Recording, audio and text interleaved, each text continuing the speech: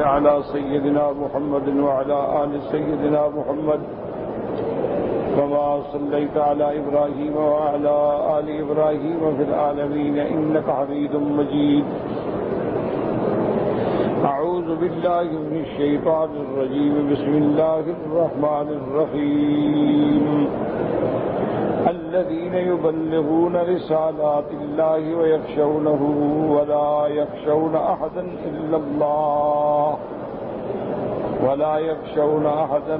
إلا الله وكفى بالله حسيبا.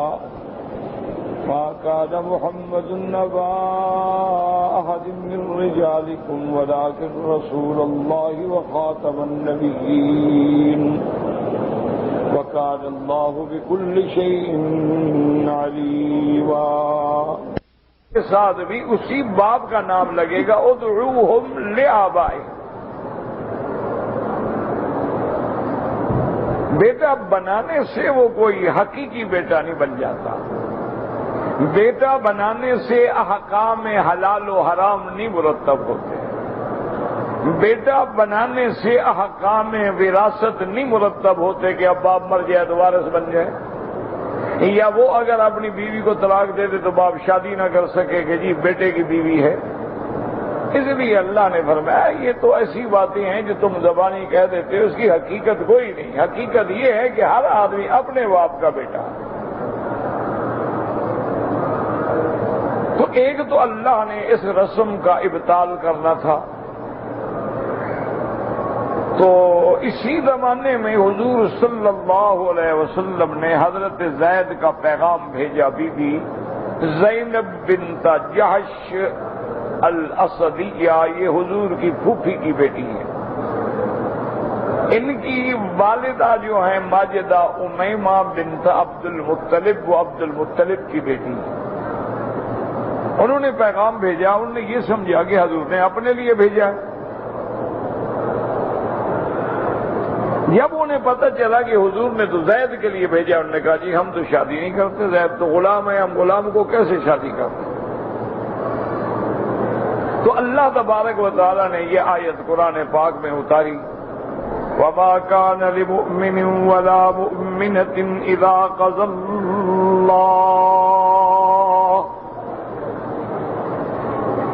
قَضَى اللَّهُ وَرَسُولُهُ أَمْرًا أَن يَكُونَ لَهُمُ الْخِيَرَةُ مِنْ أَمْرِهِمْ وَمَن يَعْصِ اللَّهَ وَرَسُولَهُ فَقَدْ ضَلَّ ضَلَالًا مُبِينًا. اللہ نے حکم جاری کر دیا کہ کوئی مومن مرد یا عورت جب اللہ کا رسول فیصلہ کر دیں تو اب اس کو کوئی اختیار نہیں کہ وہ انکار کرے. اس کو ہر حال میں اللہ کے رسول کا فیصلہ قبول کرنا ہوگا.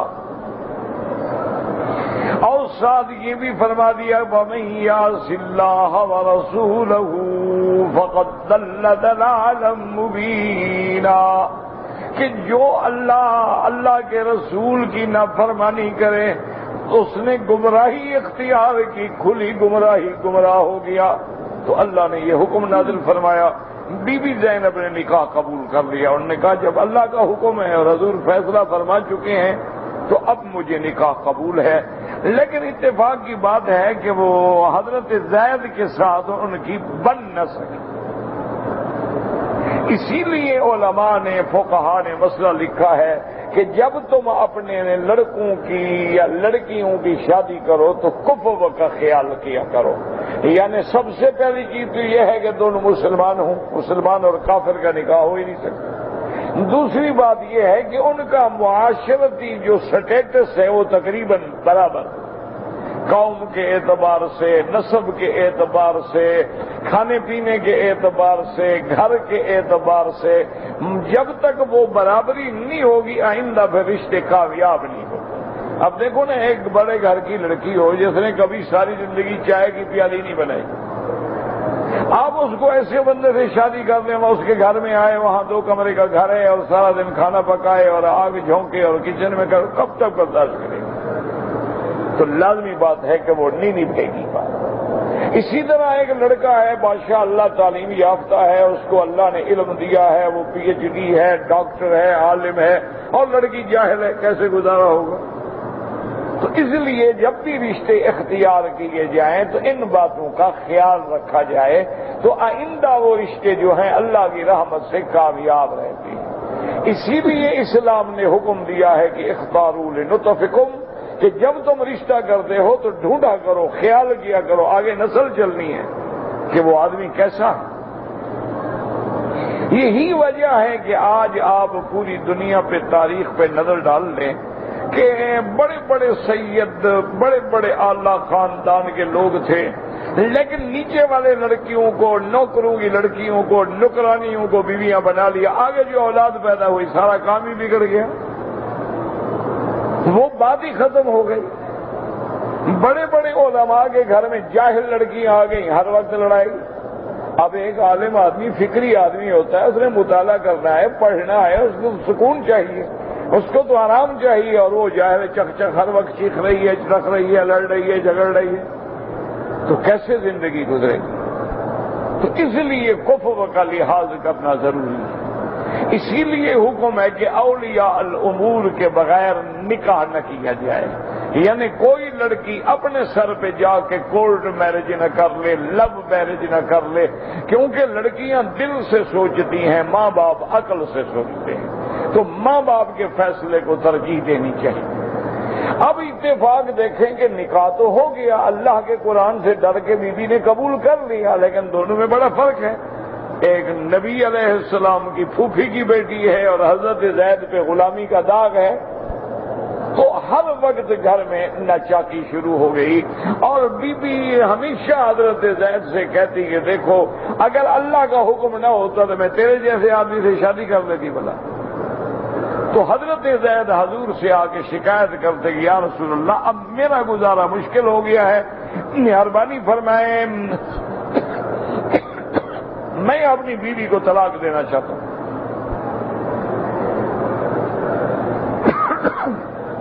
اسی اثنا میں اللہ نے وحی بھیجی، حضور پاک کو خبر دی کہ محمد مصطفیٰ صلی اللہ علیہ وسلم حضرت زید طلاق دیں گے اور بی بی زینب سے ہم آپ کا نکاح کریں گے، یہ خبر اللہ نے دی۔ لیکن حضور صلی اللہ علیہ وسلم نے اس خبر کو چھپا لیا دل میں کہ اللہ کا حکم ہے، انکار تو ہو نہیں سکتا، لیکن ہے تو بہت بڑا مسئلہ۔ یہاں زمانہ جاہلیت ہے، لوگ چیخ پکار کر دیں گے کہ نبی نے بیٹے کی بیوی سے شادی کر لی اور بیٹے کی بیوی سے شادی کر لی۔ اور اسی اثنا میں حضرت زید آئے جس کو قرآن نے بیان کیا، وَإِذْ تَقُولُ لِلَّذِي أَنْعَمَ اللَّهُ عَلَيْهِ وَأَنْعَمْتَ عَلَيْهِ أَمْسِكْ عَلَيْكَ زَوْجَكَ وَاتَّقِ اللَّهَ۔ اللہ نے فرمایا میرے محبوب یاد کریں جب آپ اس بندے کو کہہ رہے تھے جس پہ اللہ نے انعام کیا کہ اللہ نے حضرت زید کو اسلام نصیب کیا، اللہ نے حضرت زید کو صحبت محمد مصطفیٰ نصیب کی، وَأَنْعَمْتَ عَلَيْهِ، اور جس پہ میرا مدنی آپ نے بھی احسان کیا، آپ نے اس کو غلامی سے آزاد کر کے اپنا بیٹا بنایا، پھر اپنی پھپھی کی بیٹی سے شادی کرائی، آپ اس کو فرما رہے تھے امسک علیک زوجک واتق اللہ، کہ حضرت زید اپنی بیوی کو سنبھال کے رکھو، طلاق نہ دو۔ جب آپ اس کو یہ کہہ رہے تھے تو اللہ تو جانتے ہیں، اللہ کے آگے تو اب کوئی چیز چھپی ہوئی ہے نہیں، تو اللہ اور آپ دل میں بات چھپا رہے تھے، اللہ اس کو ظاہر کرنا چاہتے ہیں، اللہ نہیں چھپانا چاہتے اس بات کو۔ وَتُخْفِي فِي نَفْسِكَ مَا اللَّهُ مُبْدِيهِ وَتَخْشَى النَّاسَ وَاللَّهُ أَحَقُّ أَن تَخْشَاهُ، اور آپ لوگوں سے ڈر رہے تھے کہ لوگ کہیں گے کہ بیٹے کی بیوی سے شادی کر لی، ڈرنا تو اللہ سے چاہیے، لوگوں کا کیا ہے، جاہل جو مرضی آئے باتیں کرتے رہیں، جاہل تو خدا کے خلاف بھی باتیں کرتے ہیں، جاہل مرضی آئے پتھر کو خدا بنا لیتے ہیں، جاہل مرضی آئے تو جانوروں کو خدا بنا لیتے ہیں، جاہل مرضی آئے تو سانپ کو بھی دیوتا بنا لیتے ہیں، جاہلوں کی باتوں سے کیا ڈرنا ہے؟ میرے محبوب، جب ہم نے آپ کو کہہ دیا تھا کہ آپ کا نکاح ہوگا، آپ کیوں روک رہے تھے؟ آخر خلاصہ یہ ہے کہ حضرت زید نے طلاق دے دی۔ جب عدت گزر گئی تو اللہ کے حکم کے مطابق حضور پاک نے بی بی زینب کو پیغام بھیجا کہ میں نکاح کرنا چاہتا ہوں، اللہ کا حکم۔ فلما قضى زید منها وطرا، جب زید نے اپنی بات پوری کر لی اور طلاق دے دی، اللہ تبارک و تعالی نے فرمایا زوجناکہا، حضور نے بی بی زینب کو پیغام بھیجا کہ میں آپ سے نکاح کرنا چاہتا ہوں۔ بی بی نے کہا کہ بالکل، لیکن انی استخیر ربی، میں اپنے اللہ سے پوچھ لوں، استخارہ کر لوں۔ اللہ نے حکم دیا کہ میرے مدنی، نہ کسی استخارے کی ضرورت ہے اور نہ کسی مولوی کی ضرورت ہے، نہ خطبے، نہ گواہ، نہ مہر کی ضرورت ہے، ہم نے آپ کا نکاح عرش سے کر دیا ہے۔ فلما قضى زید منها وطرا زوجناکہا لكي لا يكون على المؤمنين حرج في أزواج أدعيائهم إذا قضوا منهن وطرا، اللہ نے فرمایا تاکہ مومنوں کو آئندہ کسی قسم کا دل پہ بوجھ نہ رہے کہ اگر منہ بولے بیٹے کی بیوی ہے تو نکاح ہو سکتا ہے، اور جب ہم نے فیصلہ کر دیا تو ہمارا حکم جو ہے وہ تو ہو کے رہے گا۔ وَكَانَ امر اللہ مفعولا، اللہ کا جو فیصلہ ہے وہ ہر حال میں نافذ ہوگا۔ اب حضور بی بی زینب کے گھر میں تشریف لے گئے اور اللہ نے نکاح کر دیا۔ تو بی بی زینب اسی لیے ہمیشہ فرماتی تھی کہ یا رسول اللہ، اللہ نے مجھے جو شان دی ہے کہ ساری بیویوں کا نکاح ان کے والدین نے کیا ہے، لیکن میرا نکاح اللہ نے کیا ہے اب سے۔ اور دوسری بات یہ ہے کہ میرے محبوب، کوئی بیوی آپ کے خاندان میں اتنے قریب نہیں ہے جتنی میں ہوں، کیونکہ آپ کے دادے میں جا کے ہمارا خاندان مل جاتا ہے کہ آپ بھی تو محمد ابن عبداللہ ابن عبد المطلب ہیں، اور بی بی زینب بھی زینب بنت امیمہ بنت عبد المطلب ہے، تو دادے میں ہمارا خاندان بھی ملتا ہے، اور تو کسی بیوی کا خاندان نہیں ملتا۔ یہ اللہ نے مجھے شرف بخشا۔ تو حضور صلی اللہ علیہ وسلم نے نکاح کر لیا اور اس رسم باطل کو ہمیشہ کے لیے اللہ نے ختم کر دیا۔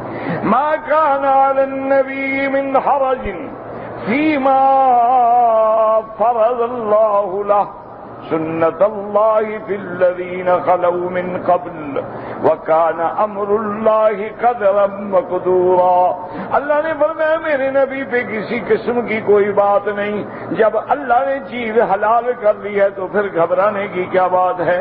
آدمی گھبراتا تو حرام سے ہے، حلال سے کیوں گھبرائے؟ سنت اللہ بالذین خلوا من قبل، اور اسی طرح پہلے زمانے میں بھی ہم انبیاء کے لیے جو حلال کرتے آئے وہ حلال ہے، جو حرام کریں وہ حرام ہے۔ وَكَانَ أَمْرُ اللَّهِ قَدَرًا مَقْدُورًا، اور اللہ جو حکم فرما دیتی ہے وہ ہر حال میں ہوتا ہے، اس کو کوئی روکنے والا نہیں۔ الذين يبلغون رسالات الله ويخشونه ولا يخشون أحدا إلا الله وَكَفَى بِاللَّهِ حَسِيبًا۔ اب اللہ نے تعریف کی ان لوگوں کی جو اللہ کے احکام پہنچاتے ہیں، اللہ کی امانتیں ادا کرتے ہیں، اللہ کا وحی پہنچاتے ہیں، اللہ کے فرائض پہنچاتے ہیں، وَيَخْشَوْنَهُ، اور اسی سے ڈرتے ہیں، وَلَا يَخْشَوْنَ أَحَدًا إِلَّا اللَّهَ، اللہ کے سوا کسی سے نہیں ڈرتے، اللہ کے ہر حکم کو کھول کے پہنچا دیتے ہیں، عمل کا حکم ہو تو عمل کر کے دکھلا دیتے ہیں۔ اللہ نے فرمایا میرا محبوب آپ نے بھی پہنچا دیا، وَكَفَى بِاللَّهِ حَسِيبًا، اللہ آپ کا ناصر ہے، اللہ آپ کا مددگار ہے، کوئی بھی میرے مدنی کی شان پہ کسی قسم کی کوئی میل نہیں لگا سکتا ہے۔ یہ مسائل بیان کرنے کے بعد اب اگلی آیت کو اچھی طرح سمجھیں۔ اللہ نے فرمایا ما کان محمد نبا احد أبا أحد من رجالكم ولكن رسول الله وخاتم النبيين وكان الله بكل شيء عليما۔ اب اس آیت میں بھی اللہ نے دشمنوں کے منہ میں خاک ڈالی، اپنے نبی کے شان کو اونچا کر دیا اور فرمایا ما کان محمد ابا احد من رجالکم، تم سے محمد مصطفیٰ نہیں ہے، محمد مصطفیٰ کسی مرد کے باپ۔ اچھا قاعدہ تو یہ تھا کہ یہاں اللہ یہ فرماتے کہ ما کان محمد ابا زید، محمد مصطفیٰ زید کے باپ نہیں ہے، زید کا باپ تو حارثہ ہے۔ تو مانا یہ تھا کہ جب وہ باپ ہی نہیں ہے تو ان پہ اعتراض کرنے کا کیا مانا، لیکن اللہ نے اسلوب اور اختیار کیا، فرمایا ما کان محمد ابا احد من رجالکم، محمد مصطفیٰ تو کسی مرد کے باپ نہیں ہے۔ زید کا کیا مانا، حضور کا تو کوئی بیٹا ہے ہی نہیں۔ تو جب حضور کا کوئی بیٹا ہی نہیں ہے تو پھر الزام لگانا کہ بیٹے کی بیوی سے شادی کر لی ہے، یہ کتنا غلط الزام۔ اچھا اب یاد رکھیں کہ ما کان محمد ابا احد، اچھا یہ بھی نہیں فرمایا ما کان محمد ابا احد منکم، لیکن فرمایا ما کان محمد ابا احد من رجالکم، یہاں سے اشارہ ہو گیا کہ میرے مدنی کے بیٹے تو تھے لیکن وہ مقام رجولیت کو نہیں پہنچے، وہ تو بچپن میں فوت ہو گئے، وہ تو مرد بنے ہی نہیں کہ وہ شادی کرتے، ان کی بیوی ہوتی تو محمد مصطفیٰ نکاح کرتے، وہ تو رجال تھے ہی نہیں، وہ تو بچے تھے، وہ تو بچپن میں فوت ہو گئے۔ حضور صلی اللہ علیہ وسلم کا بیٹے قاسم ہیں، طیب طاہر ہیں، اور اس کے بعد بی ماریہ سے حضرت ابراہیم ہیں۔ تو علماء نے فرمایا یعنی وہ بچپن میں فوت ہو گئے، وہ تو مقام رجولیت پہ پہنچے ہی نہیں، بلوغت پہ پہنچے ہی نہیں، انہوں نے تو کوئی شادی کی ہی نہیں کہ ان کی بیوی سے حضور نے نکاح کر لیا، حضور کا تو کوئی بیٹا ہے نہیں۔ اور جو ماریہ قبطیہ سے بیٹا ہے وہ تو ابھی پیدا بھی نہیں ہوا، وہ تو مدینے میں پیدا ہوا۔ اس لیے اللہ نے ما کان محمد ابا احد من رجالکم ولکن رسول اللہ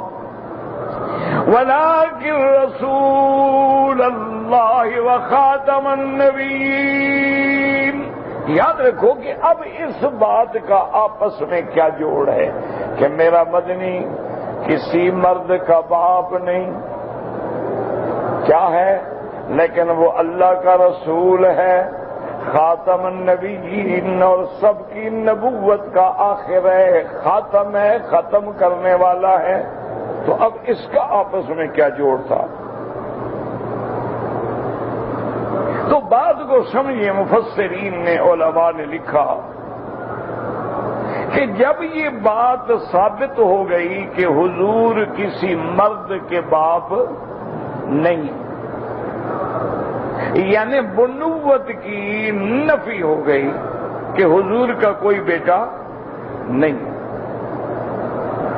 تو بعض جاہل جو ہیں وہ یہ نہ سمجھ بیٹھے کہ بنوت کی نفی جو ہے شاید یہ نبوت کی بھی نفی ہے۔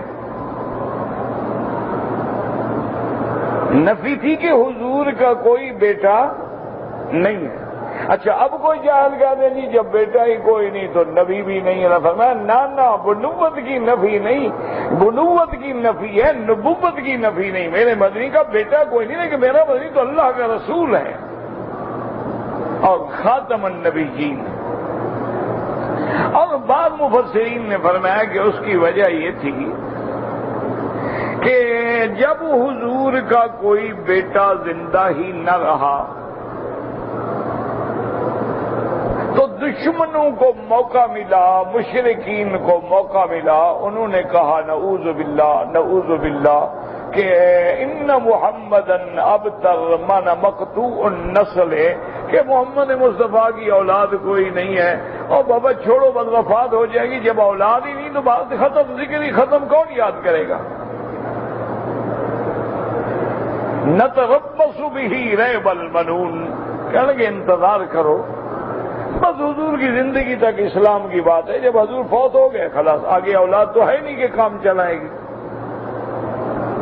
تو اللہ نے اس کا جواب دیا کہ جاہلو، میرے مدنی کی سلبی اولاد کوئی نہیں، وہ اللہ کا رسول ہے، اور اللہ کا رسول اپنی امت کا باپ ہوتا ہے، ساری امت جو ہے وہ محمد مصطفیٰ کی اولاد ہے۔ النبی اولا بالمؤمنین من انفسهم وازواجہ امہاتہم، نبی تمہاری ذات سے بھی زیادہ مقدم ہے اور اس کی بیویاں تمہاری مائیں ہیں، تو امت ساری اولاد ہے۔ تو میرے نبی کا سلبی اور نسبی بیٹا کوئی نہیں، لیکن روحانی طور پہ تو ساری امت حضور کی اولاد ہے۔ وہ تو قیامت تک حضور کا نام زندہ رہے گا، قیامت کے بعد بھی زندہ رہے گا، مقام محمود بھی حضور کو ملے گا۔ تو اس لیے اللہ نے فرمایا وَلَٰكِن رَّسُولَ اللَّهِ، تاکہ ان دشمنوں کا بھی جواب ہو جائے کہ میرا مدنی اللہ کا رسول ہے، اور ہر رسول اپنی امت کا باپ ہوتا ہے، اور امت حضور کی اولاد کے برابر ہے۔ لہذا تمہارا یہ خیال کہ حضور کی اولاد نہیں، حضور کا نام ختم ہو جائے گا، نہیں، بلکہ تمہارا نام مٹ جائے گا، میرے مدنی کا نام تو اور اونچا ہو جائے گا۔ اس لیے فرمایا وَلَٰكِن رَّسُولَ اللَّهِ وَخَاتَمَ النَّبِيِّينَ، اور اس میں ایک اور بھی اشارہ کیا کہ ہر نبی کے بعد نبی آتا ہے، تو حضرت موسیٰ کی امت کا باپ حضرت موسیٰ ہے، ان کے بعد جو امت آئے گی تو حضرت عیسیٰ ہے۔ اللہ نے فرمایا میرا مدنی کی نبوت تو قیامت تک ہے، جتنا قیامت تک کوئی پیدا ہوں گے وہ سب میرے مدنی کی اولاد ہیں۔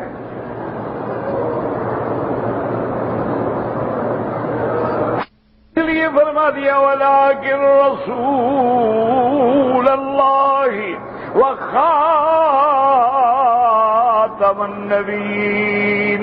یاد رکھو لفظ خاتم میں دو قراءیں ہیں، دو قراءتیں ہیں، خاتم النبیین تا کی زبر کے ساتھ، اور بعض قرآن پڑھا وخاتم النبیین تا کے زیر کے ساتھ، کسرے کے ساتھ، لیکن دونوں قراءتیں ٹھیک ہیں، آپ خاتم پڑھیں یا خاتم پڑھیں، ایک کا معنی ہے مہر۔ اسی لیے قادیانی فرقہ جو ہے وہ روح المعانی کی تفسیر کا حوالہ دیتے ہیں کہ بھئی حضور تو نبیوں کی مہر ہیں، حالانکہ یہ بالکل جاہلیت کی بات ہے۔ مہر کا معنی بھی آخر ہے کہ آدمی جب خط لکھتا ہے اس کے آخر میں مہر لگا کے دستخط کرتا ہے، یا لفافہ بند کر کے سیل کر کے مہر لگاتا ہے۔ مہر کا معنی بھی یہ ہوتا ہے جہاں بات ختم ہو جائے۔ اگر مہر کا معنی بھی کریں تو حضور نبیوں پہ مہر لگا کے نبوت کا دروازہ ہی بند کر دیا، تو معنی وہی بنے گا آخر النبیین۔ اور یاد رکھو کہ قرآن کی تفسیر قرآن کرتا ہے، یا قرآن کی تفسیر محمد مصطفیٰ فرمائیں گے۔ اس لیے حضور نے خود تفسیر فرما دی انا خاتم النبیین لا نبی بعدی۔ حضور نے فرمایا میں خاتم الانبیاء ہوں، میرے بعد کوئی نبی نہیں۔ اچھا یہاں یہ بات بھی سمجھیے، ما کان محمد ابا احد من رجالکم ولکن رسول اللہ وخاتم النبیین۔ اب موقع تو یہ تھا کہ حضور اللہ فرماتے وخاتم المرسلین، پہلے رسول کا ذکر ہے نا، یا فرماتے خاتم الرسل، لیکن اللہ نے فرمایا وخاتم النبیین۔ یاد رکھو نبی عام ہے، رسول خاص ہے۔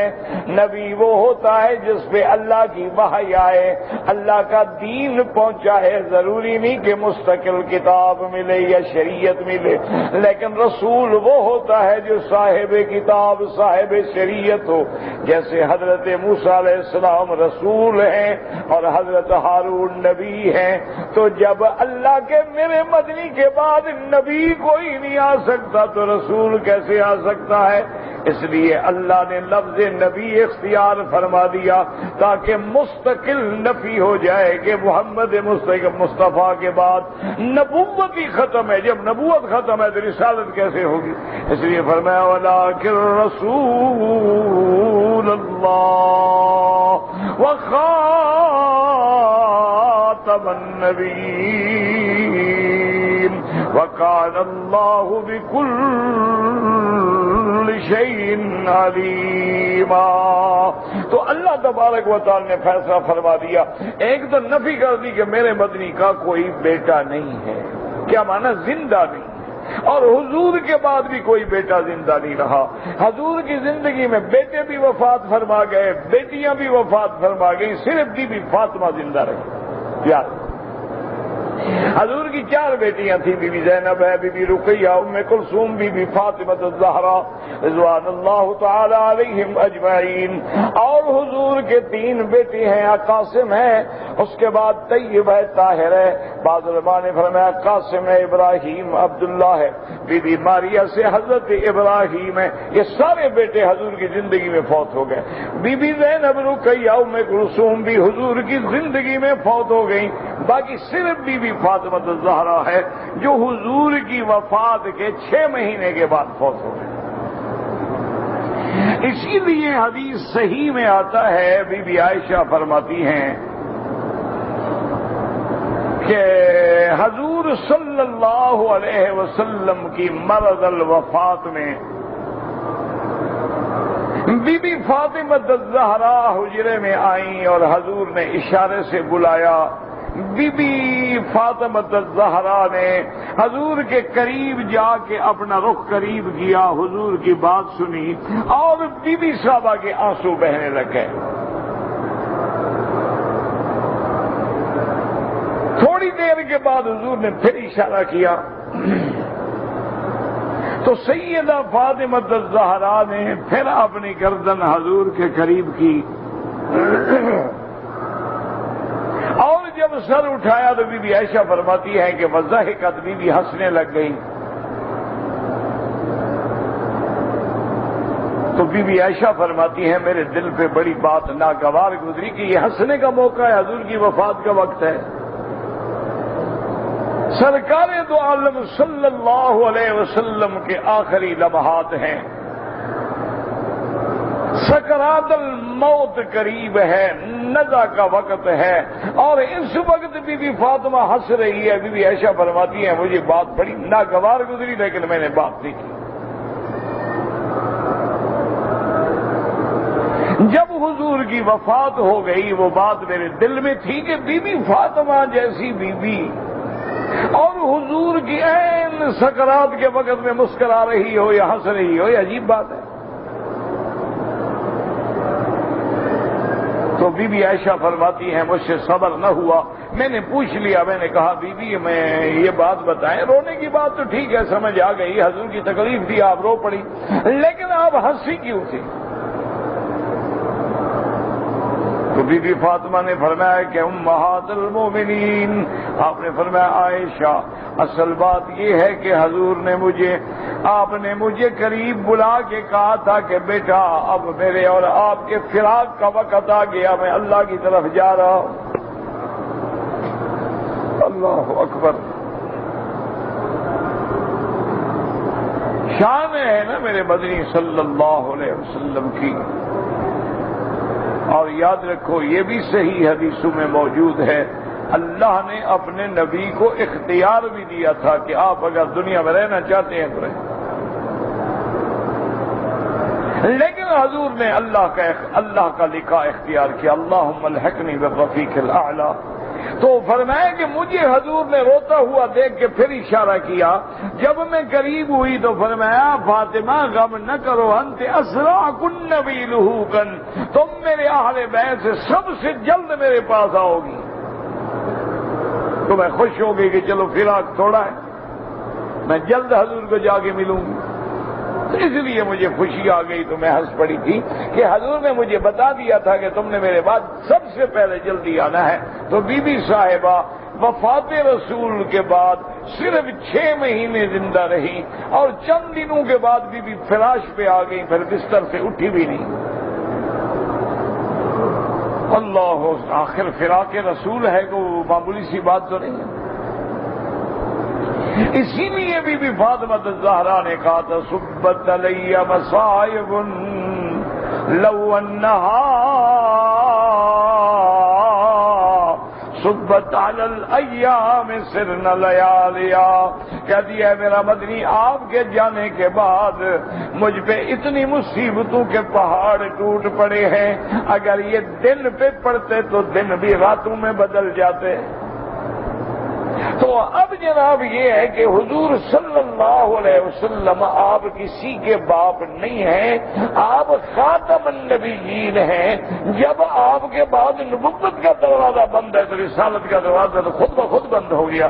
اس لیے فرمایا ولکن رسول اللہ وخاتم النبیین،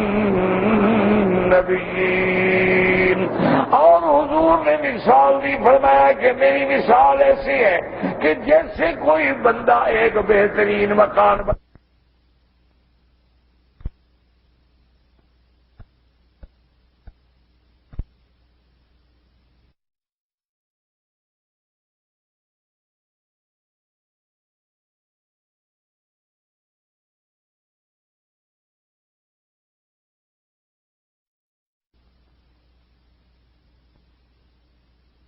خالی چھوڑ دیتا ہے، لوگ آتے ہیں دیکھتے ہیں کہتے ہیں کیا خوبصورت مکان ہے، لیکن کاش اس جگہ بھی اینٹ لگ جاتی۔ اللہ نے جو نبوت کا محل بنایا تھا، اس نے جو آخری اینٹ کی جگہ تھی، اللہ نے مجھے وہاں بھیج کے نبوت کے محل کو مکمل کر دیا ہے۔ اب لا نبی بعدی ولا رسول بعدی۔ اور اسی طرح حضور نے فرمایا وَإِنِّي عِندَ اللَّهِ لَخَاتَمُ النَّبِيِّينَ وَآدَمُ مُنْجَدِلٌ بَيْنَ تِينَتِهِ۔ میں تو اللہ نے فیصلہ کر لیا تھا میرے ختم نبوت کا، ابھی تو حضرت آدم علیہ السلام اور مٹی اور پانی کے اندر تھے، ابھی وہ پیدا بھی نہیں ہوئے تھے، میری ختم نبوت کا فیصلہ ہو گیا۔ اسی طرح حضور نے فرمایا نا خاتم الانبیاء وانتم خاتم الامم، اللہ نے مجھے آخری نبی بنا کے بھیجا ہے اور تم آخری امت ہو، میں اللہ کا آخری نبی ہوں، میرے بعد کوئی نبی نہیں اور تمہارے بعد کوئی امت نہیں ہے۔ تو اللہ تبارک و تعالی نے ان آیات مبارکہ میں یعنی ایک رسم جاہلیت کو ہمیشہ کے لیے توڑ ڈالا، اور دوسرا حضور کی رسالت اور حضور کی ختم نبوت۔ اب صرف ایک اشکال باقی ہے، یاد رکھیں، وہ بھی سمجھ لیں کہ مرزا قادیانی جو گزرا ہے علیہ ما علیہ، اس میں ایک جگہ تو یہ لکھا ہے کہ بھئی عیسیٰ علیہ السلام کوئی آسمانوں پہ نہیں ہے، بلکہ عیسیٰ علیہ السلام فوت ہو گئے، دفن ہو گئے، قبر بن گئی، اب کوئی مسیح موعود نہیں، بلکہ میں ہی وہ مسیح موعود ہوں جس کا کتابوں میں ذکر ہے، میں آ گیا ہوں۔ اصل بات قصور بھی نہیں ہے، اس کا مالا کھولے کا مریض تھا، کبھی تو وہ مجدد بن جاتا تھا، کبھی امام بن جاتا تھا، کبھی مسعود مسیح بن جاتا تھا، اور کبھی نبی بن جاتا تھا، اور اللہ معاف فرمائے کبھی آگے بڑھ جاتا تھا۔ تو اچھا اب یہ ہے کہ ایک طرف تو وہ کہتے ہیں کہ عیسیٰ علیہ السلام فوت ہو گئے، دفن ہو گئے، اور ان کی قبر بھی کشمیر میں ہے۔ اچھا کشمیریوں کو بھی پتہ نہیں ہے قبر کا، مرزا غلام احمد کو پتہ تھا۔ اور دوسری بات یہ ہے کہ اس وقت عیسیٰ علیہ السلام کو ماننے والے پوری دنیا میں بڑی طاقت میں ہیں، ٹیکنالوجی ہے، ان کے پاس وسائل ہیں، اگر حضرت عیسیٰ کی قبر ہوتی وہ ڈھونڈ نہ نکالتے، کوئی بات تھی۔ اور سب سے بڑی بات یہ ہے کہ جب اللہ نے فرما دیا کہ ما قتلوہ وما صلبوہ ولیکن شبہ لہم، حضرت عیسیٰ کو نہ قتل کیا گیا، نہ پھانسی چڑھایا گیا، ہم نے ان کو ان کے مشابہ ایک بندہ بھیج کے ہمیشہ کے لیے گمراہ کر دیا اور عیسیٰ علیہ السلام کو زندہ آسمانوں پہ اٹھا لیا، اور قیامت سے پہلے عیسیٰ علیہ السلام آئیں گے اور آنے کے بعد دجال کو قتل کریں گے، صلیب کے اقتدار کو ختم کریں گے، جزیے کو ختم کریں گے اور پوری دنیا کو عدل و انصاف سے بھر دیں گے۔ یہ حدیث ہے۔ اچھا، بعض قادیانی پھر اس سے بھی دلیل پکڑتے ہیں کہ اگر حضور آخری نبی ہے، حضور کے بعد نبی کوئی نہیں، رسول کوئی نہیں، تو اہل سنت یہ عقیدہ کیسے رکھتے ہیں کہ عیسیٰ علیہ السلام آئیں گے؟ اگر عیسیٰ آئیں گے تو وہ بھی تو نبی ہیں، تو اس کا معنی ہے حضور کے بعد نبی آ سکتا ہے تو میں بھی آ سکتا ہوں۔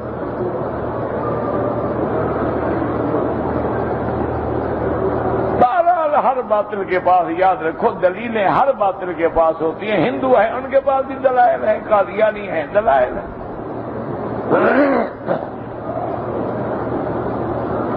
اصل بات یہ سمجھیں، یہ تو جاہلیت کی بات۔ عیسیٰ علیہ السلام حضور سے پہلے نبی بنے ہیں یا بعد میں؟ بات سمجھیں، عیسیٰ علیہ السلام حضور کے پیدا ہونے سے پہلے آپ کو نبوت رسالت مل گئی کہ نہیں ملی؟ معنی یہ ہے حضور کے بعد کسی آدمی کو نئی نبوت اور رسالت نہیں ملے گی۔ اگر اللہ آدم کو کھڑا کر دیں، اللہ کی مرضی ہے۔ اللہ تبارک و تعالی نے معراج کی رات 1,24,000 پیغمبر کو بلا کے محمد مدنی کے پیچھے کھڑا کر دیا، تو اب یہ ہم تھوڑا کہیں گے کہ 1,24,000 نبی حضور کے بعد آئے ہیں۔ یہ کوئی بات ہے؟ وہ تو پہلے کے نبی ہیں۔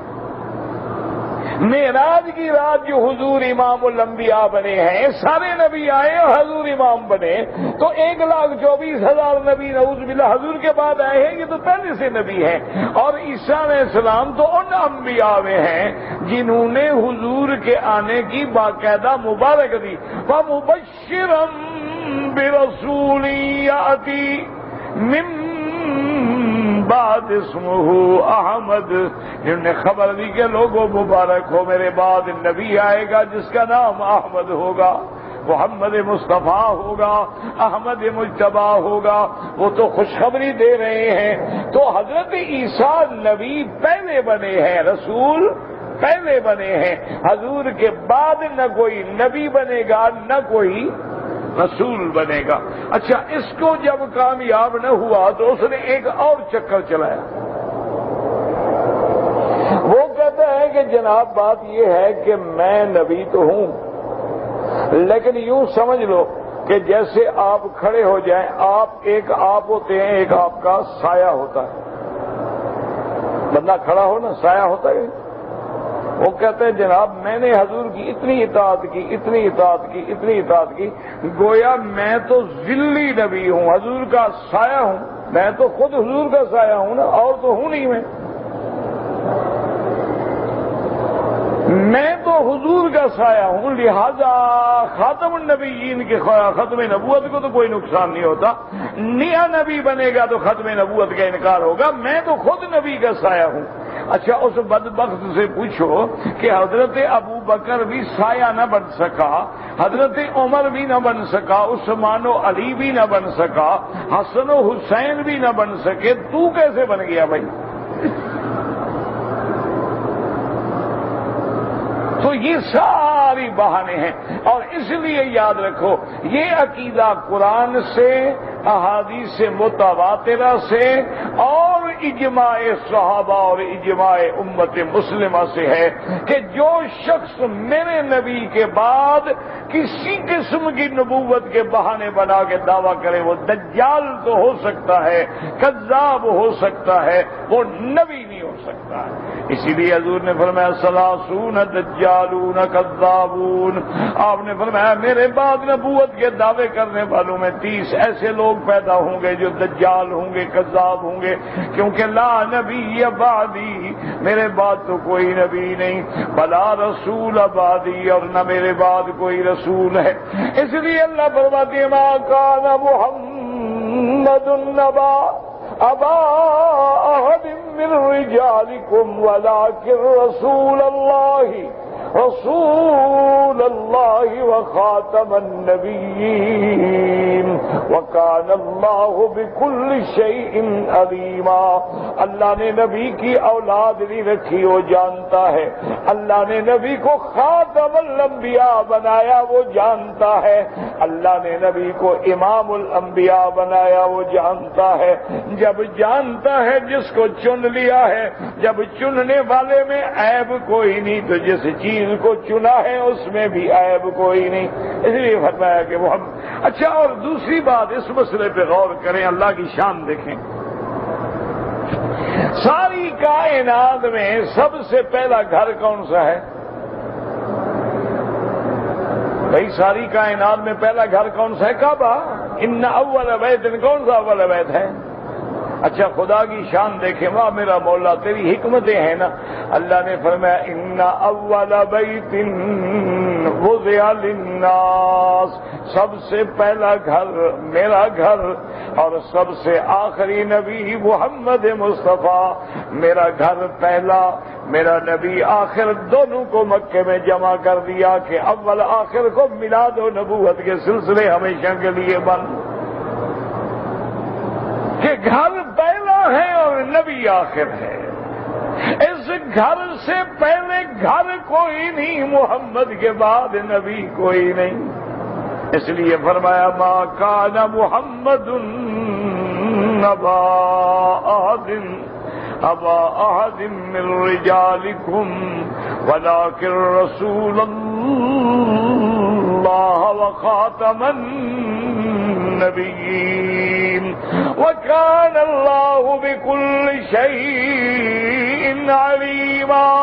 اللہ فرماتی ہے چونکہ ہر چیز کے جاننے والا مولا ہے، یعنی اللہ پاک نے ایسا نظام بنا دیا ہے۔ یاد رکھو، پہلا دور نبوت کا حضرت آدم سے شروع ہوا، اور دوسرا دور حضرت نوح سے شروع ہو کے حضرت ابراہیم پہ آیا، اور تیسرا دور حضرت ابراہیم سے شروع ہو کے محمد مصطفیٰ پہ آیا۔ اللہ کی شان ہے کہ اللہ تبارک و تعالی نے اپنا پہلا گھر بھی یہاں رکھا، بانی ابراہیم کو بھی یہاں بھیجا، اور سب سے آخری نبی اور رسول حضرت محمد مصطفیٰ صلی اللہ علیہ وآلہ آلہ وصحبہ وسلم۔ اور اسی طرح میرے آقا نے فرمایا کہ نحن الاولون ونحن الاخرون۔ آپ نے فرمایا صحابہ سے کہ میرے صحابہ مبارک ہو، سب سے اول بھی ہم ہیں اور سب سے آخر میں بھی ہم ہیں۔ صحابہ نے پوچھا یا رسول اللہ سمجھ نہیں آئی؟ آپ نے فرمایا میری امت آنے میں سب سے آخر میں ہے، لیکن قیامت والے دن جنت میں داخل ہونے میں سب سے اول میں ہے۔ نحن الاولون ونحن الاخرون۔ اچھا یاد رکھیں، خدا کی شان دیکھیں، اللہ نے فرمایا میرا مدنی صلی اللہ علیہ وسلم اگر آپ چاہیں تو جتنی میں نے مخلوق پیدا کی ہے اور جن کو میں نے جنت دینی ہے، آدھی جنت تیری امت کے لیے ہے اور آدھی جنت باقی ساری مخلوق کے لیے۔ اللہ نے فرمایا میرا نبی چن لو، یا آدھی جنت امت کے لیے لے لو یا شفاعت لے لو، یا آدھی جنت لے لیں، آدھی جنت آپ کی امت کو دیتے ہیں، آدھی جنت ساری مخلوق، یا پھر شفاعت چن لیں۔ حضور نے فرمایا اخترت الشفاعہ، میں نے کہا یا اللہ مجھے شفاعت دے دیں۔ صحابہ نے پوچھا یا رسول اللہ آدھی جنت مل رہی ہے، میں نے کہا اگر میری امت آدھی جنت سے بھی زیادہ ہو جائے تو کون چھڑائے گا؟ اللہ اکبر۔ حضور نے فرمایا مجھے اللہ شفاعت دے دو، بس میں شفاعت کرتا رہوں گا، امت کو چھڑاؤں گا۔ اس لیے حضور فرماتے انا اشفع وانا اشفع وانا اشفع، میں شفاعت کروں گا، میں شفاعت کروں گا، میں شفاعت کروں گا، حتی یقال لی هل رضیت یا محمد، حتیٰ کہ مجھے کہا جائے گا محمد مصطفیٰ آپ راضی ہو گئے کہ نہیں ہو گئے؟ میں کہوں گا رضی تو ربی، میرا اللہ میں راضی تو ہو گیا، لیکن ابھی بھی جہنم میں کچھ لوگ پڑے ہیں جن کے دل میں مثقال ذرۃ ایمان ہے، ذرے کے برابر۔ اللہ فرمائے گا میرا بندی ان کو میری رحمت میں چھوڑ دو۔ اب آپ کی شفاعت سے ہم نے چھوڑ دیا، اب ہم اپنی رحمت سے سب کو نکالیں گے۔ من قال لا الہ الا اللہ دخل الجنہ، دعا کر لیں اللہ ہمارا کلمہ بھی، موت بھی کلمے پہ فرمائے، حضور کی شفاعت بھی نصیب فرما دے، اور اللہ تبارک و تعالی جہنم سے نجات عطا فرما دے۔ ایک حدیث پاک میں آیا، حضور نے فرمایا اللہ نے میری دعا قبول کی ہے، اور فرمایا یدخلون فی الجنت من امتک 70,000 بغیر حساب۔ محمد مصطفیٰ تیری امت میں سے 70,000 ایسا بندہ ہوگا جن کا حساب بھی نہیں ہوگا، جنت میں ہم داخل کر دیں گے۔ حضور نے عرض کیا اللہ میاں 70,000 تو بڑا تھوڑا ہے۔ اللہ نے فرمایا ہر 1000 کے ساتھ 70,000۔ اللہ اکبر، اللہم ادخلنا الجنت بغیر حساب۔ مولا تو قادر ہے ہمیں بھی بغیر حساب کے بھیج دے۔ نہ تیری جنت میں کوئی کمی ہے، نہ تیری رحمت میں کوئی کمی ہے، ہمارے لیے تو خدا کوئی نہیں، تیرے لیے تو کروڑوں بندے ہیں، رحم فرما دے۔ تو اس لیے اللہ تبارک و تعالی نے فرمایا کہ یہ جو ہم نے شان دیا ہے ہم ہر چیز جاننے والے ہیں۔ اگر ہم نے مصطفیٰ کو خاتم الانبیاء بنایا تو جاننے والے ہیں، اور بی بی زینب سے نکاح کرایا تو ہم جاننے والے ہیں، رسم جاہلیت کو مٹایا تو ہم جاننے والے ہیں۔ اللہ چاہتے تو حضور کو کتنے بیٹے دے دیتے، لمبی عمر والے بیٹے دے دیتے، لیکن اللہ نے فرمایا دشمن کو ہم موقع بھی نہیں دینا چاہتے کہ کسی بیٹے کی وجہ سے اجرائے نبوت کا قائل ہو جائے کہ بیٹا ہی کوئی نہیں، اور اس کے بعد حضور کے بعد نبی بھی کوئی نہیں، رسول بھی کوئی نہیں۔ اور حضور پاک صلی اللہ علیہ وسلم نے اس لیے کل جو حدیث پڑھی تھی، حضور نے فرمایا انا محمد وانا احمد وانا ماہی وانا الماہی الذی یمحو اللہ بی الکفر وانا الحاشر الذي يحشر الناس على قدمي وانا العاقب الذي ليس بعده نبي۔ حضور نے فرمایا محمد بھی میرا نام ہے، احمد بھی میرا نام ہے، ماہی بھی میرا نام ہے، اور حاشر بھی میرا نام ہے، عاقب بھی میرا نام ہے۔ اور عاقب کا معنی کیا ہے؟ جس کے بعد نہ کوئی نبی ہوگا نہ رسول ہوگا، علیہ الصلاۃ والتسلیم۔ واللہ اعلم۔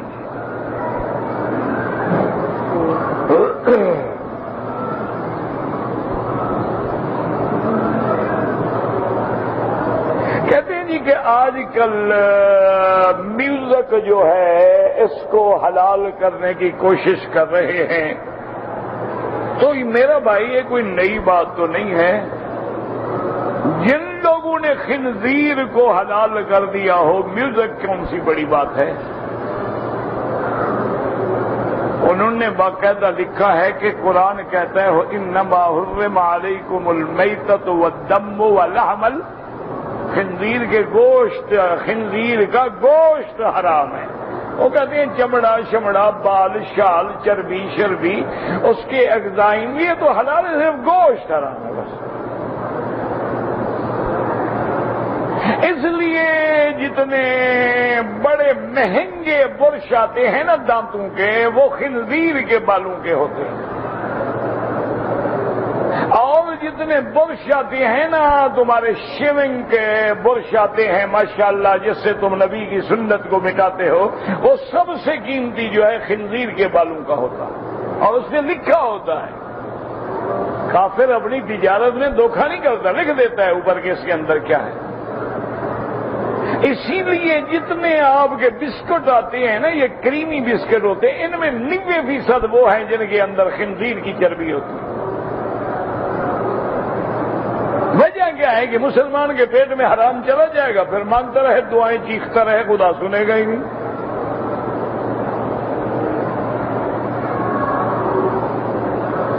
اسی لیے سمجھدار لوگ جو ہیں وہ جب ایسی چیزیں لیتے ہیں پڑھتے ہیں کہ یہ اینیمل فیٹ ہے یا ویجیٹیبل فیٹ ہے. اگر سبزیوں کی ہے تو لے لیتے ہیں, اینیملوں نہیں لیتے. اچھا بعض جگہ یہ بھی ہوتا ہے کہ وہاں جو بچڑ خانے ہیں نا جہاں گوشت کٹتے ہیں جانور کٹتے ہیں وہاں بڑے بڑے ڈرم رکھے ہوتے ہیں, تو وہ دمبے کی چربی کاٹی تو ڈرم میں ڈال دی, خنزیر کی کاٹی تو اس میں ڈال دی, گائے کی کاٹی تو اس میں ڈال دی, بکرے کی کاٹی تو اس میں ڈال دی. جب ڈرم بھر گیا پیک کر کے بھیج دیا کمپنیوں کو, آگے جا کے وہ صاف ہوا, اس کو ریفائن کیا گیا, کریم بنی اور پھر استعمال ہوتا رہا. کیونکہ ان کے نزدیک تو بکرے کی چربی یا دمبے کی چربی یا خنزیر کی چربی میں فرق ہی کوئی نہیں. ان کے نزدیک کیا ہے کہ یہ حلال ہے یا حرام ہے. تو باقی رہا میرا بھائی میوزک کے بارے میں, یاد رکھیں کہ وَمِنَ النَّاسِ مَن يَشْتَرِي لَهْوَ الْحَدِيثِ لِيُضِلَّ عَن سَبِيلِ اللَّهِ. اس آیت کے تابع مفسرین کرام نے جو بحث لکھی ہے, حدیثیں لکھی ہیں, وہ پڑھ لیں.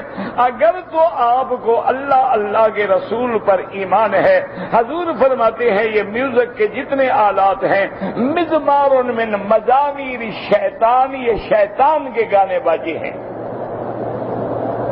باقی جس نے اللہ رسول کو ماننا ہی نہیں ہے تو وہ تو کہہ دیتے ہیں او جی دیکھو نا مولوی صاحب, آخر قرآن پاک نے کسی جگہ لکھا ہے کہ داڑھی رکھو, لہذا قرآن میں داڑھی نہیں ہے تو رکھنے کی کیا ضرورت ہے. تو قرآن میں تو میرا بھائی یہ بھی نہیں لکھا ہوا کہ عشاء کی 4 رکعتیں پڑھو, مغرب کی 3 پڑھو, یہ بھی نہیں لکھا ہوا. تو پھر نماز بھی گئی. قرآن میں تو یہ بھی کسی جگہ نہیں لکھا کہ بھینس حلال ہے. قرآن میں تو یہ کسی جگہ نہیں لکھا ہوا کہ ہرن حلال ہے. قرآن میں تو کسی جگہ نہیں لکھا ہوا کہ تلور والا پرندہ جو ہے وہ حلال ہے. قرآن میں تو کسی جگہ نہیں لکھا ہوا کہ باز ہے, شاہین ہے, کرگس ہے, یہ حرام ہے. قرآن میں تو کہیں نہیں لکھا ہوا کہ کوا حرام ہے. پھر اس کا معنی یہ ہوا نعوذ باللہ سارا دین ختم.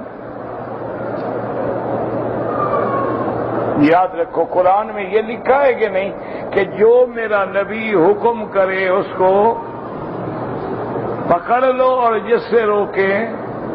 یہ تو قرآن میں ہے نا, یہ تو قرآن میں ہے نا کہ میری اطاعت کرو اور میرے.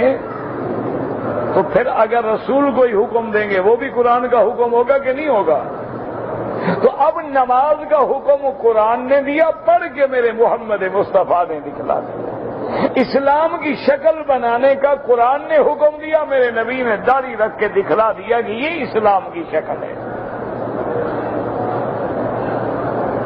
اسی طرح میرے نبی نے فرما دیا کہ مزامیر من مزمار الشیطان, یہ شیطانی آلات ہیں.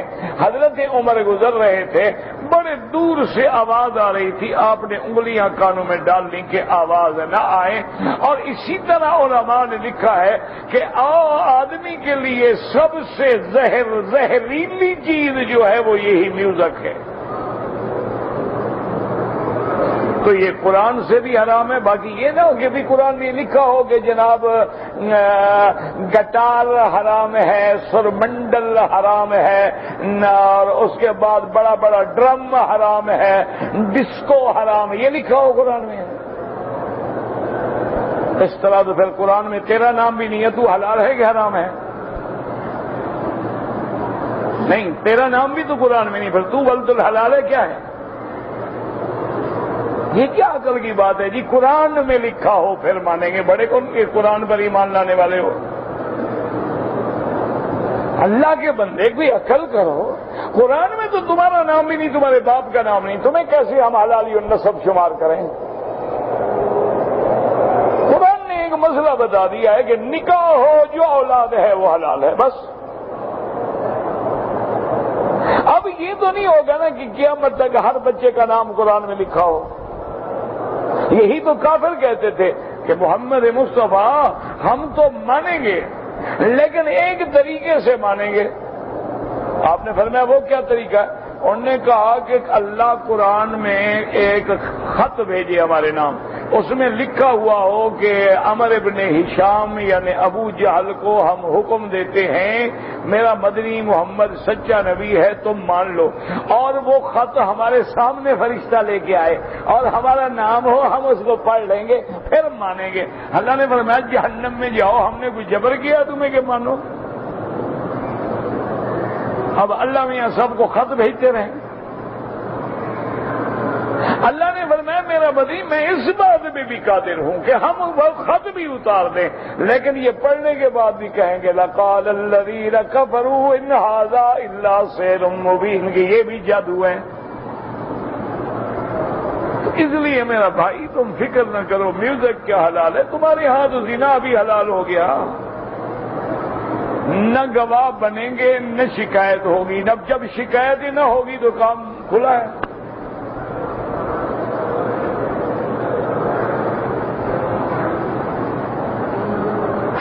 دے کے بارے میں کیا حکم ہے؟ قرآن کا حکم ہے اذا سألتموہن فاسألوہن من وراء حجاب، چہرے پہ پردہ نہیں تو کسی چیز کا پردہ نہیں۔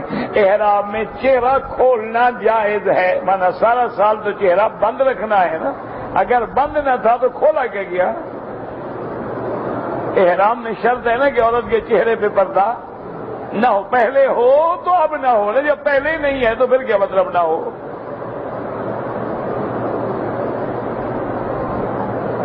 اگر آدمی نے احرام کی حالت میں غلطی سے سر پہ ٹوپی رکھ لی کچھ بھی نہیں ہوتا۔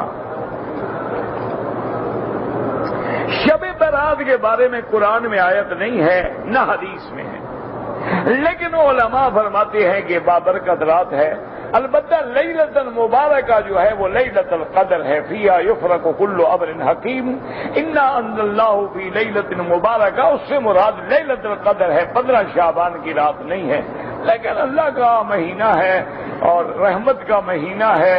حضور جب شعبان آتا لگاتار روزے رکھتے اور ہمیشہ دعا فرماتے اللہم بلغنا رمضان کما بلغتنا شعبان، کہ یا اللہ جیسے تو نے ہمیں شعبان نصیب کیا ہے ہمیں رمضان بھی نصیب فرما۔ اور بعض روایات میں یہ بھی آتا ہے حضور نے فرمایا مولا رمضان تیرا مہینہ ہے تو شعبان میرا مہینہ ہے، میں عبادت کروں گا۔ جتنی عبادت ہو کرتے رہو، لیکن مسئلہ خود نہ بناؤ کہ قرآن کی حکم ہے یا لیلہ مبارکہ سے مراد یہ شب برات ہے، یا شب برات کا معنی حلوہ شریف پکانا ہے اور جھنڈیاں لگانا ہے، یہ بدعات نہ اختیار کرو، باقی عبادت کرو، نمازیں پڑھو، ساری رات خدا سے مانگتے رہو، کون منع کرتا ہے؟ پورا مہینہ عبادت کرو۔ انی وجہت وجہ الذی، نماز سے پہلے پڑھیں، بالکل پڑھیں۔ ہاں، دروازے کے باہر جو میدان ہے وہاں حیض والی عورت بیٹھ سکتی ہے۔ اگر ایک آدمی نے اپنی بیوی کو ایک طلاق دی ہے رجوع کر سکتا ہے۔ رجوع کا معنی ہوتا ہے کہ کہہ دیا میں رجوع کرتا ہوں، یا میاں بیوی مل لیے، سو گئے، مل گئے، اکٹھے ہو گئے، اگر ڈر ہو تو 2 گواہوں کو کہہ دے کہ بھی میں نے بیوی کو طلاق دی تھی، رجوع کر لیا۔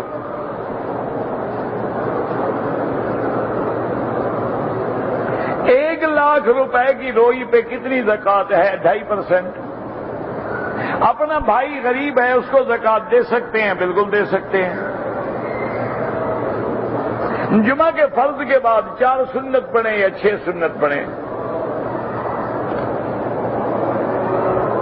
جنازہ کی پہلی تکبیر کے بعد کیا پڑھیں؟ درود شریف۔ پہلی تکبیر کے بعد احناف کے نزدیک ثنا ہے اور حنابلہ کے نزدیک سورۃ فاتحہ ہے۔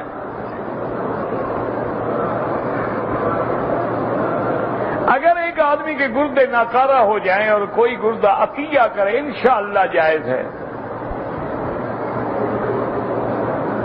حضور پاک نے رفع یدین کیا بھی ہے اور نہیں بھی کیا، حدیث ہے عبداللہ بن مسعود نے نماز پڑھ کے دکھائی کہ حضور نے رفع یدین پہلی دفعہ کیا ہے۔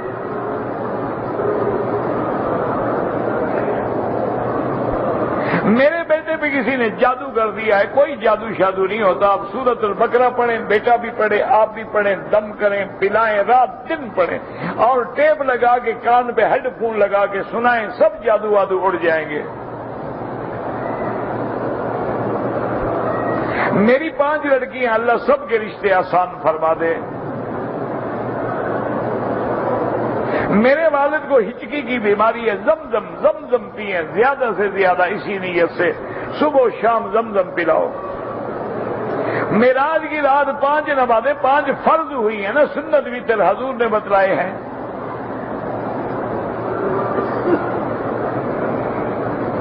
میرے بہنوئی نے میری بہن کو غصے کی حالت میں طلاق دی ہے، طلاق غصے میں ہی دیتا ہے کہ محبت میں بھی دیتا ہے بلا، اور جب بھی طلاق دے گا غصہ ہوگا تو طلاق دے گا، کبھی کوئی راضی خوشی بھی طلاق دیتا ہے۔